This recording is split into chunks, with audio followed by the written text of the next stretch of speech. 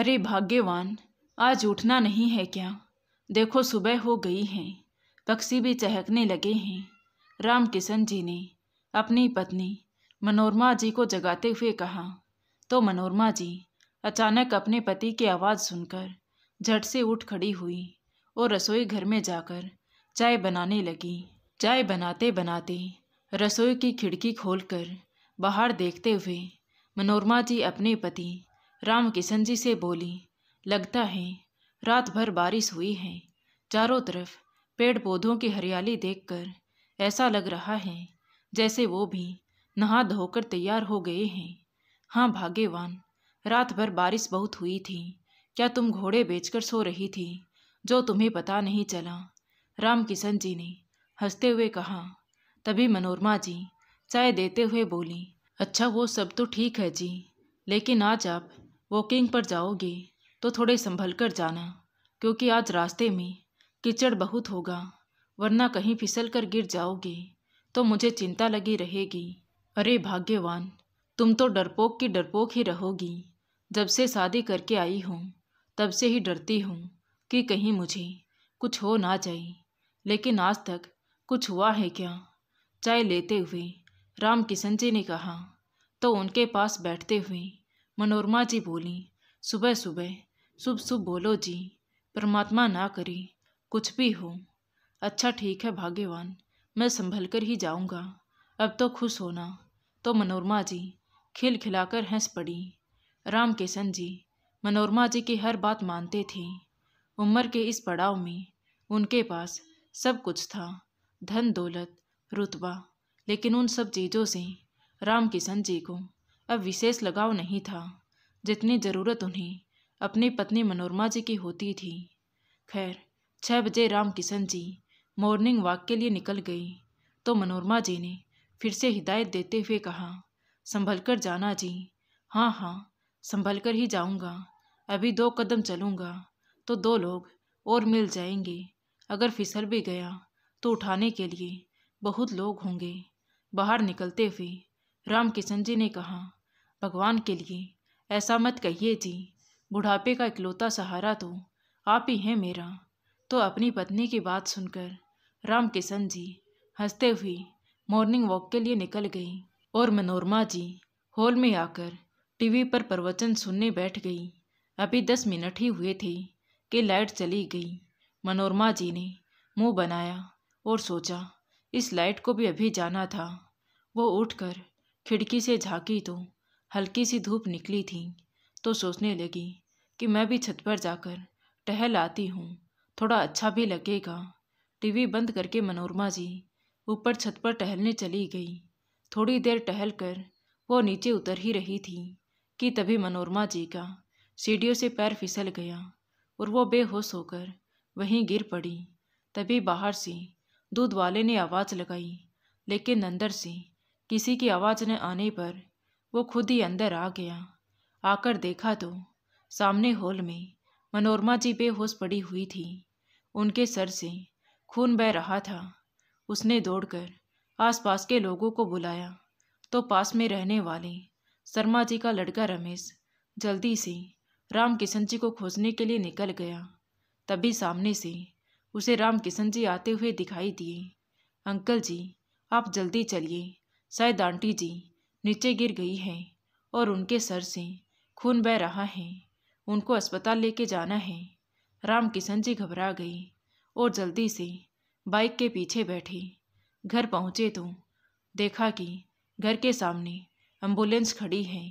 किसी भी परिस्थिति में राम किशन जी इतने नर्वस नहीं हुए थे, लेकिन आज पता नहीं क्यों उनका मन विचित्र सा हो गया था। वो सोच रहे थे कि मैं तो मनोरमा जी को अच्छी खासी हंसते हुए छोड़कर गया था, फिर अचानक ये क्या हो गया, उनके समझ में कुछ नहीं आया। वे झटके से बाइक से उतरे और मनोरमा जी के साथ एम्बुलेंस में बैठकर अस्पताल चले गई। एम्बुलेंस जाने के बाद पड़ोस के शर्मा जी की पत्नी वहाँ खड़े लोगों से बोली, अब घर की देखभाल करने के लिए तो कोई नहीं है, भाई साहब भी भाभी जी के साथ चले गए हैं। मैं एक काम करती हूँ, अपने घर से ताला लाकर लगा देती हूँ, अब घर में और कोई तो है नहीं। तो शर्मा जी बोले, हाँ तुम सही कह रही हूँ, अपने घर से ताला लाकर यहाँ पर लगा दो। तभी दूध वाले ने मिसेज शर्मा से कहा, राम किशन जी का दूध आप ही को दे देता हूँ, वो अस्पताल से आएंगे तो आप उन्हें लौटा देना। हाँ ठीक है भैया, दूध हमारे घर पर ही दे दो, शर्मा जी की पत्नी ने कहा। उधर राम किशन जी ने डॉक्टर से पूछा, डॉक्टर साहब डरने की बात तो नहीं है ना? डॉक्टर साहब बोले, अभी ट्रीटमेंट करके बताता हूँ, फिलहाल लगता है खून कुछ ज़्यादा ही बह गया है। घर में कोई नहीं था क्या जो इतना खून बह गया? तो राम किशन जी बोले, हाँ साहब अकेली ही थी। कैसे सर में इतनी चोट आ गई? मैं भी घर में नहीं था, मॉर्निंग वॉक पे गया हुआ था। मनोरमा जी घर में अकेली ही थी। वो दूध वाले ने देख लिया, वरना भगवान ही जाने क्या होता। तो डॉक्टर साहब बोले, ठीक है अभी ग्लूकोज और खून की बोतल चढ़ती है, तब तक आप बाहर बैठिए। तो राम किशन जी एक लंबी सांस लेते हुए वहीं बाहर पड़ी एक बेंच पर गुमसुम से बैठ गई और आंखें बंद करके भगवान से प्रार्थना करने लगी कि बस जल्दी से मनोरमा जी को होश आ जाए। थोड़ी देर बाद नर्स ने आकर कहा, मैडम को होश आ गया है, आप मिल सकते हैं। तो राम किशन जी को जान में जान आई। उन्होंने राहत की सांस ली और जल्दी से अंदर गए और मनोरमा जी की तरफ देखते हुए बोली, ठीक हो ना भाग्यवान? तो मनोरमा जी ने मुस्कुराकर आंखों के इशारों से हाँ बोल दिया। तभी डॉक्टर ने कहा कि घबराने की कोई बात नहीं है, सीढ़ियों से गिरने की वजह से सर में थोड़ी चोट आ गई थी, लेकिन अब ठीक है, शाम को आप इन्हें घर ले जा सकते हैं। शाम को राम किशन जी मनोरमा जी को लेकर घर आ गई। अगले दिन मनोरमा जी अपना सर पकड़कर बैठी हुई थी और मन ही मन सोच रही थी कि कभी सोचा ही नहीं था कि ये दिन भी आएंगे, इस तरह बुढ़ापे में भी अकेला रहना पड़ेगा। सोचते सोचते मनोरमा जी की आंखें भर आईं।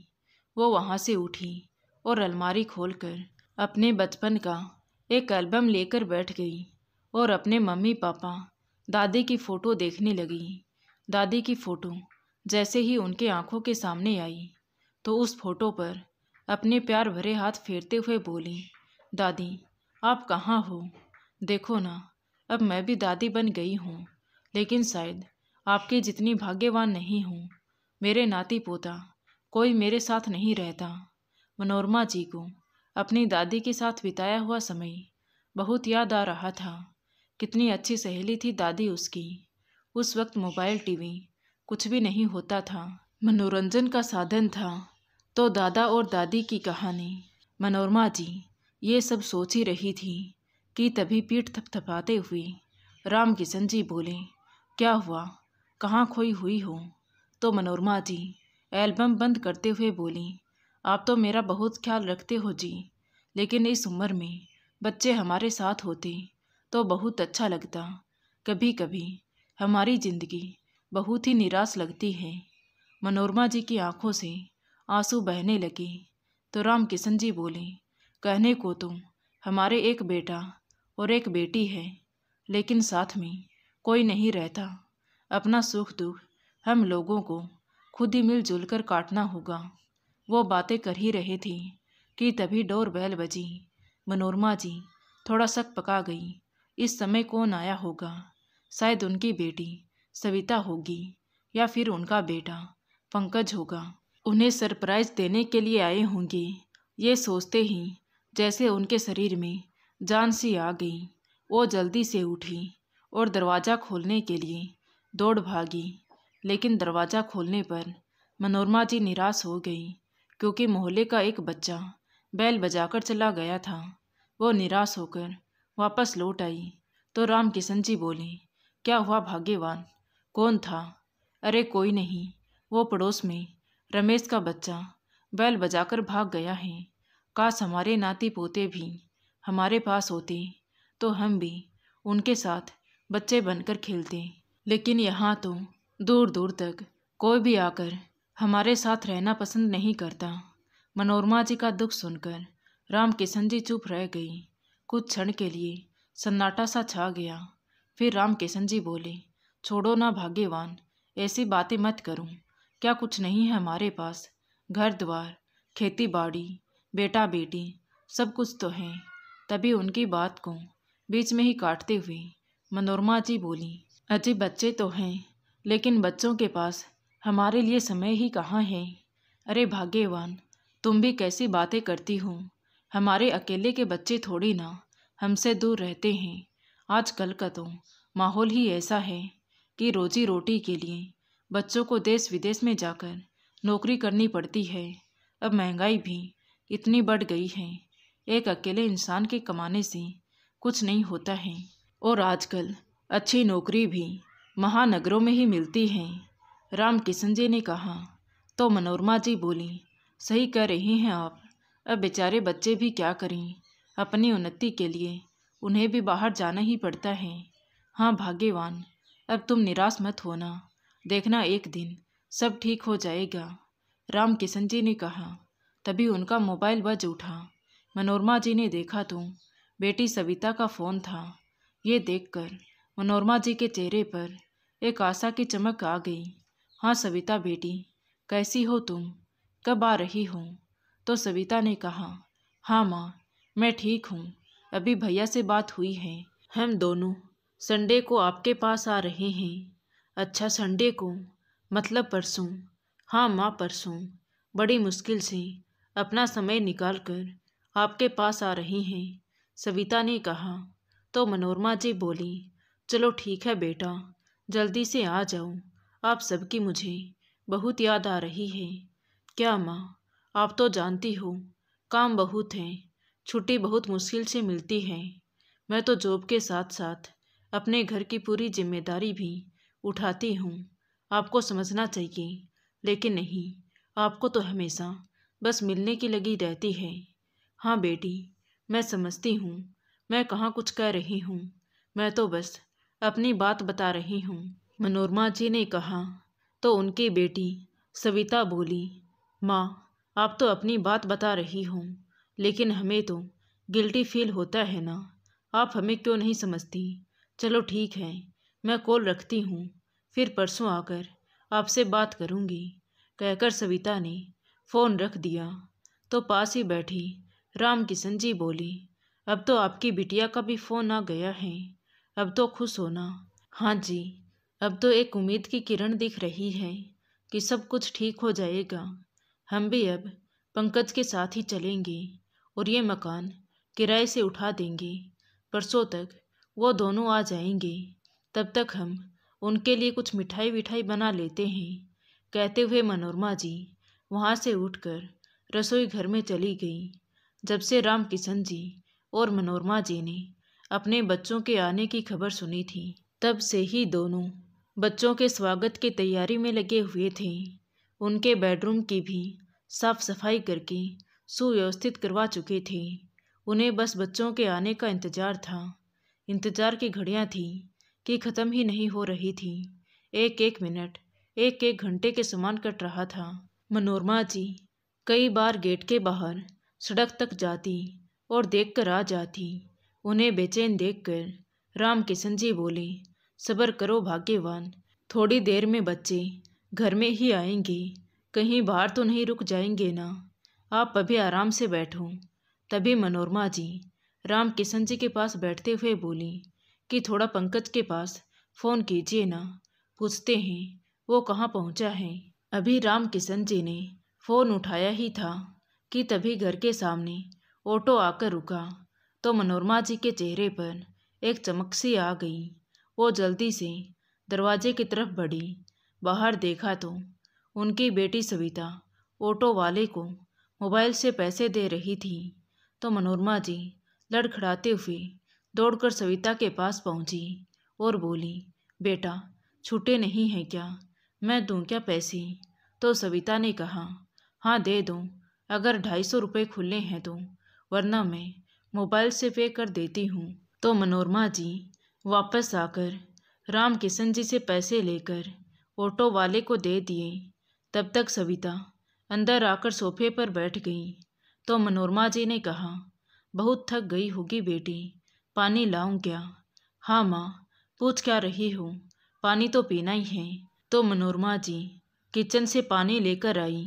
पानी पीकर सविता ने गिलास मनोरमा जी को पकड़ा दिया।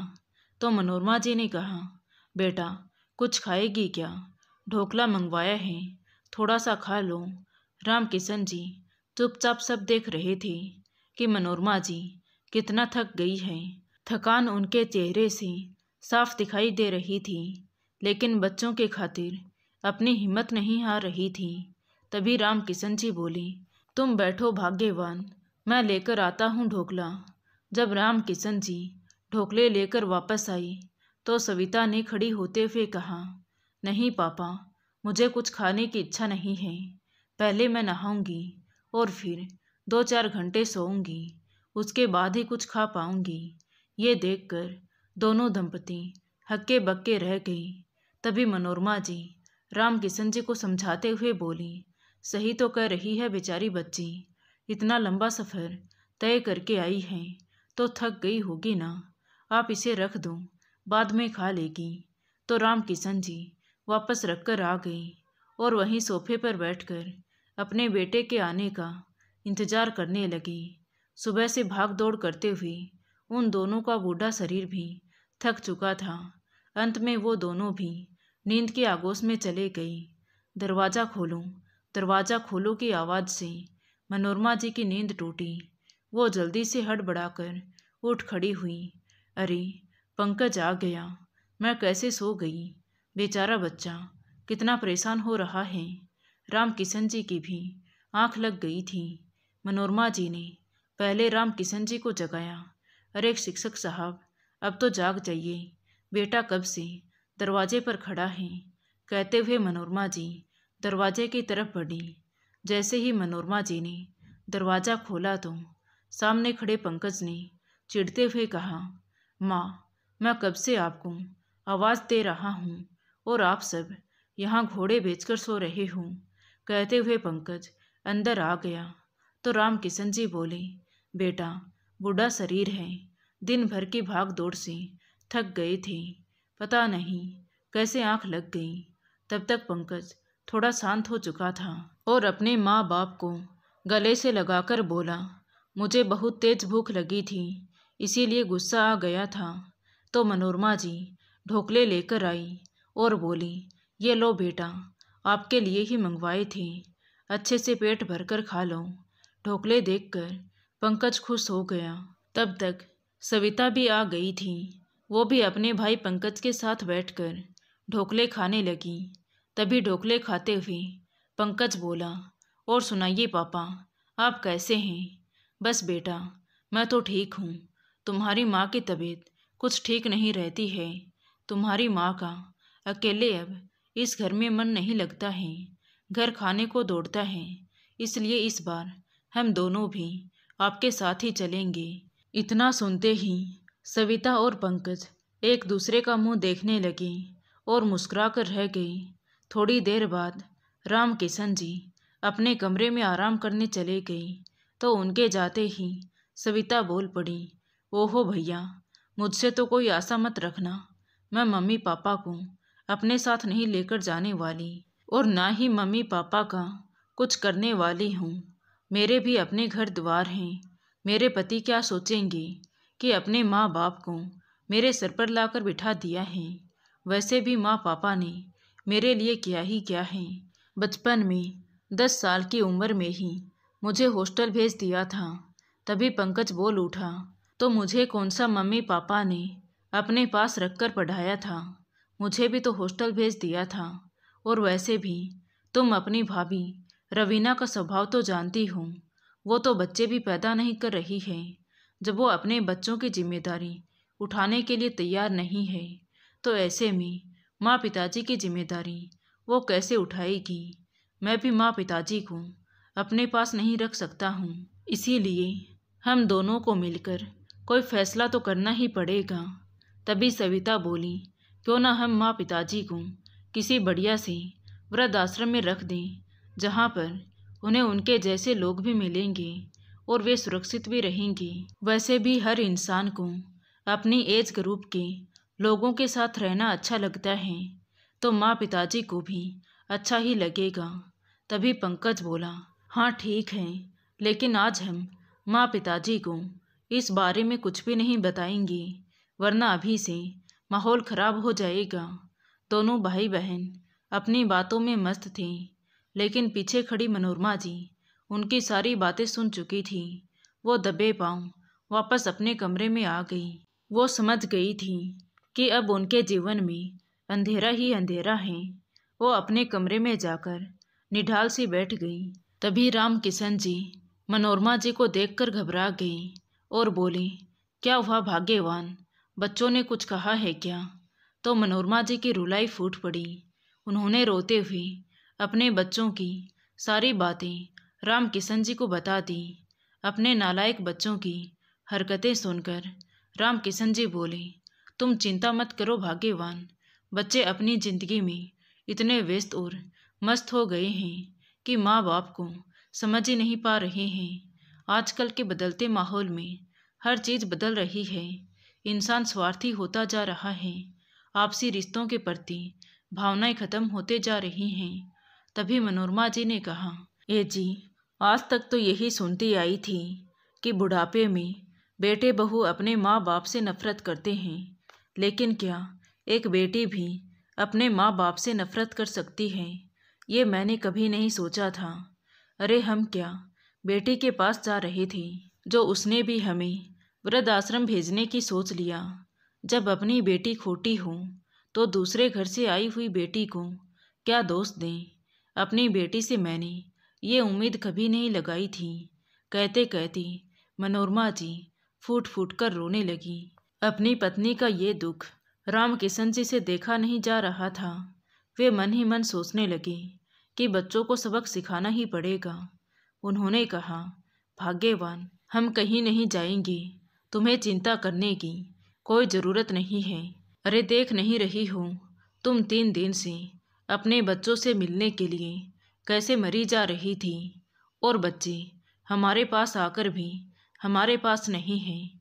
उन्हें अपने माँ बाप से कोई मतलब नहीं है। लेकिन अब मैंने भी ठान लिया है कि बच्चों को अपनी प्रॉपर्टी में से कुछ भी नहीं देने वाला, क्योंकि जब हमारे बच्चे हमारी जिम्मेदारी नहीं लेना चाहते हैं तो हमारी संपत्ति पर भी उनका कोई अधिकार नहीं है। अगली सुबह होते ही पंकज अपने पिता के पास आकर बोला, पिताजी, मैं सोच रहा हूँ इस घर को बेच देते हैं। अब आप दोनों की उम्र हो चली है, इसलिए अब आपको वृद्धाश्रम चले जाना चाहिए। वहाँ अपनी हम उम्र लोगों के साथ रहोगे तो आपको भी अच्छा लगेगा। तभी सविता भी बोली, हाँ पिताजी, भैया सही कह रहे हैं। अगर आप वृद्धाश्रम में चले जाएंगे तो हम भी ये मकान बेचकर निश्चिंत होकर चले जाएंगे। आप बात को समझने की कोशिश कीजिए। तभी राम किशन जी चिल्लाते हुए बोले, अरे हम तुम्हारी किसी भी बात को नहीं समझेंगे। हम लोग वृद्धाश्रम किसी भी कीमत पर नहीं जाएंगे। जब हमें दूसरों के सहारे ही जीना है तो वृद्धाश्रम क्यों जाएं? हमारे घर जो बाई आती है वो भी हमारा अच्छे से ख्याल रखती है। हम जीते जी इस घर से कहीं नहीं जाएंगे। रही बात हमारी संपत्ति की, तो इस पर तुम्हारा कोई अधिकार नहीं है। जब तुम लोग हमारी देखभाल दूसरों पर थोप रहे हो तो हमारी संपत्ति पर तुम्हारा हक कैसे हो सकता है? तुम लोगों को जहाँ जाना है वहाँ जाओ, बस हमारी आंखों से जल्दी दूर हो जाओ। राम किशन जी का दो टूक जवाब सुनकर पंकज और सविता दोनों एक दूसरे की तरफ देखने लगे। तभी पंकज शांत होते हुए बोला, अच्छा पिताजी, हम तो आपके भले की ही बात कर रहे थे, लेकिन अगर आपको हमारी बात इतनी ही बुरी लग गई है तो प्लीज़ हमें माफ़ कर दीजिए। लेकिन अपने बच्चों के साथ ऐसा तो मत कीजिए, क्योंकि माँ बाप की प्रॉपर्टी पर तो बच्चों का ही हक होता है। हाँ बेटा, सही कहा तुमने, लेकिन जब माँ बाप की जिम्मेदारी वृद्धाश्रम वाले उठाएंगे तो उनकी प्रॉपर्टी भी वृद्धाश्रम में ही जाएगी। उस पर तुम्हारा कोई अधिकार नहीं है। और अब मैं आगे आपको कोई सफाई नहीं देना चाहता हूँ, इसलिए तुम दोनों चुपचाप मेरे घर से निकल जाओ, वरना तुम्हारे लिए ये अच्छा नहीं होगा। पिता का गुस्सा देखकर सविता पैर पटकते हुए अपने माँ पिताजी से बिना कुछ बोले ही दनाते हुए वहाँ से चली गई तो पंकज भी क्रोधित होकर आंखें तरेरते हुए वहाँ से चला गया। अब रह गई दोनों बुजुर्ग दंपति जो अपने दोनों बच्चों को जाते हुए एकटक देख रहे थे। पर आज उनके दिल में एक सुकून था कि चलो बच्चों की काली करतूतें उन्हें समय रहते पता चल गई, वरना बाद में पछताते रहते। तभी राम किशन जी ने मनोरमा जी की तरफ देखा तो उनकी आंखों से आंसू बह रहे थे। उन्होंने कहा, क्या हुआ भाग्यवान, तुम इन बच्चों के लिए रो रही हो जो अपने माँ बाप को ही वृद्धाश्रम भेजने की सोच बैठे थे। तभी मनोरमा जी ने अपने आंसू पोंछते हुए कहा, नहीं जी, मुझे तो बस यही दुख है कि क्या इसी दिन के लिए हमने अपने बच्चों को इतना पढ़ाया लिखाया था कि वो बड़े होकर अपने माँ बाप को ही बोझ समझ बैठी। तो राम किशन जी ने कहा, तुम चिंता मत करो भाग्यवान, हम ये सोच लेंगे कि हमारे कभी बच्चे थे ही नहीं। कहते हुए राम किशन जी ने उन्हें सोफे पर बिठाया और उसी दिन से उन्होंने अपने लिए एक फुल टाइम मेड रख ली और दोनों बुजुर्ग दंपति खुशी खुशी रहने लगे। तो दोस्तों, आपको ये कहानी कैसी लगी कमेंट करके ज़रूर बताएं। कहानी अच्छी लगी हो तो प्लीज़ वीडियो को लाइक करें, शेयर करें और हमारे चैनल कहानी विद देवांशी को सब्सक्राइब ज़रूर करें। Thank you.